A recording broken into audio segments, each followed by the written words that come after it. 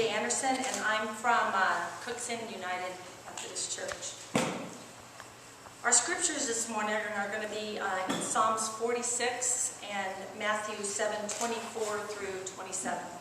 I'd like to start out with asking you, how strong is your faith? Have you ever thought about that? If something terrible happened to you, could your faith hold you up?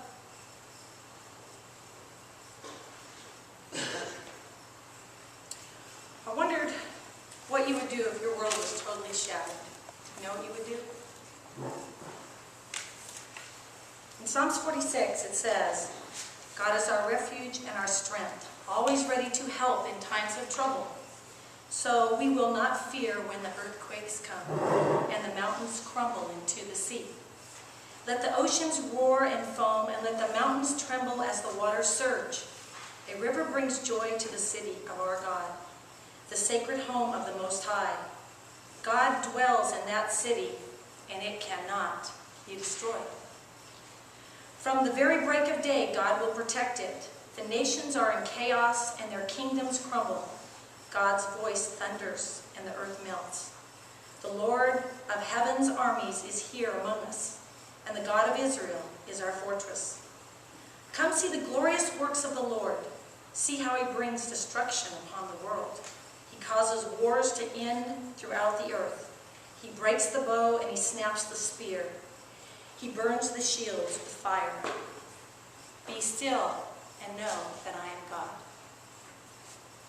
I will be honored by every nation. I will be honored throughout the world. The Lord of heaven's armies is here among us, and God of Israel is our fortress.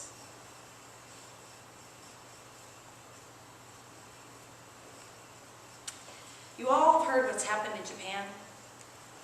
Families torn apart. Lives have been destroyed, never to be the same again.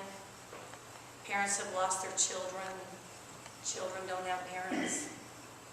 Miles of Japan has been destroyed. And what would you do if that was your life? Do you have the faith to get you through? Well, my purpose was defined on Christmas Eve, 2008, when my 21-year-old son was killed by a distracted driver. My world was shattered, and my life as I knew it would never be the same again. My future was destroyed. I was numb with belief and paralyzed with pain and overwhelmed with fear. No words I can tell you today can adequately describe the intensity of that lingering pain. It ripped my heart right out of my chest, and I will never forget that dreaded phone call that is every parent's worst nightmare. What would you do if that happened to you? Do you have the faith to get you through? How do you say goodbye to a piece of yourself? I remember that moment. I remember screaming out in horror when I got that phone call. And then I remember, and I lifted my eyes up and I said, I don't know why, God, but I'm trusting you. I don't know why, God, but I'm trusting you. I don't know why, God, but I'm trusting you. And I said that millions of times since that day. The last 2 years have been the hardest years of my life. But God is good. And thank God I had that foundation, because I would not be this far in my grief walk without it. Last year, this time, I didn't want to be alive. But I kept my eyes on Jesus and his promises. What was his promise? God is our refuge and our strength, always ready to help in times of trouble. Yes, he was. So we will not fear when earthquakes come and when the mountains crumble into the sea.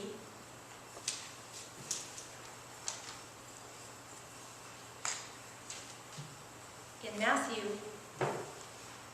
24 through 27, it says, anyone who listens to my teaching and follows it is wise, like a person who builds his house on solid rock. Though the rain comes in torrents and the floodwaters rise and the winds beat against the house, it will not collapse because it was built on solid rock. But anyone who hears my teaching and doesn't obey is foolish, like the person who builds his house on sand. When the rains and floods come and the winds beat against the house, it will collapse with a mighty crash. I ask you, is your house built on sand, or is your house built on the bedrock? Everybody, life is about struggles and trials, and everybody is either going into a storm, coming out of a storm, or getting ready to go into a storm. Look at your neighbor. Ask them, is your house built on sand or rock? Then ask yourself. And I pray that it's built on the bedrock. And that when that storm comes to you, that you will raise your eyes. And you'll remember Psalms 46, God is your refuge and your strength, always ready to help you in times of trouble. So you will not fear when those earthquakes come and when the mountains crumble around you. Thank you.